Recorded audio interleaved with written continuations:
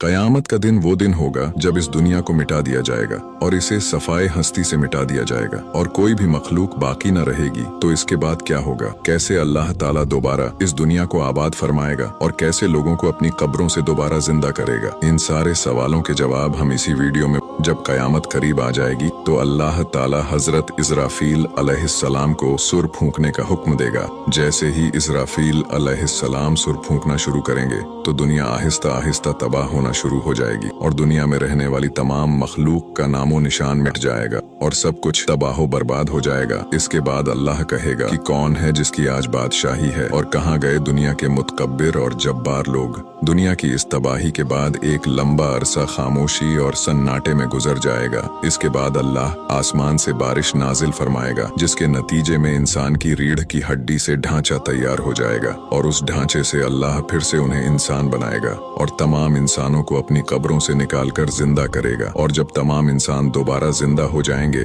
फिर अल्लाह हजरत इस्राफील अलैहिस्सलाम को दोबारा सुर फूंकने का हुक्म देगा, जिसके बाद तमाम इंसान अपनी कब्रों में से उठ खड़े होंगे। जैसे अभी माँ के पेट से जन्मे हो, सबसे पहले नबी सल्लल्लाहु अलैहि वसल्लम अपनी कब्र से बाहर तशरीफ लाएंगे। इसके बाद हजरत ईसा अलैहिस्सलाम और बाकी पैगंबर अपनी कब्रों से बाहर तशरीफ लाएंगे। इसके बाद शोहदा और अल्लाह के नेक बंदे और ईमान वाले उठेंगे। उस दिन काफिर, मुशरिक और मुनाफिक लोग अपने अपने अमाल के मुताबिक अपनी अपनी कब्रों से जिंदा उठेंगे। कोई अंधा होगा, कोई बहरा होगा, तो कोई लंगड़ा होगा, तो कोई चींटी की शक्ल में उठाया जाएगा, तो कोई शख्स अपने सर के बल उठाया जाएगा। उस दिन काफिर इस भयानक नजारे को देखकर शदीद खौफ और गम के अंदर मुब्तिला हो जाएंगे और उनकी आंखें इस भयानक मंजर को देखकर पत्थर आ जाएंगी और इनके दिल कांप रहे होंगे और इनके कलेजे इनके मुंह को आएंगे। उस दिन इतना दहशतनाक आलम होगा कि कोई भी किसी का मददगार न होगा और न ही उस दिन कोई एक दूसरे को पूछने वाला होगा। इस दिन अहले ईमान भी अपने अमाल के मुताबिक उठेंगे और शोहदा इकराम अपने बहते हुए ताजा खून के साथ उठेंगे और जो शख्स जिस हालत में मरा होगा वो उस हाल में उठाया जाएगा। इस तरह जब तमाम मखलूक दोबारा जिंदा हो जाएगी और अपनी अपनी कब्रों से बाहर आ जाएगी तो इसके बाद हर इंसान पर 2 फरिश्ते मुसल्लत कर दिए जाएंगे और वो फरिश्ते तमाम लोगों को मैदान हश्र में ले जाएंगे। जो काफिर अंधे उठाए जाएंगे वो ठोकरे खाते हुए गिरते पड़ते मैदान हश्र में पहुंचेंगे। वो लोगों के पांव तले रोंदे जा रहे होंगे और जो लोग सर के बल उठाए जाएंगे वो लोग बेहद जिल्लत और रुसवाई के साथ मैदान हश्र में पहुंचेंगे और बाज काफिरों पर आग मुसल्लत कर दी जाएगी जो उन काफिरों को हाँक कर मैदान हश्र में ले जाएगी।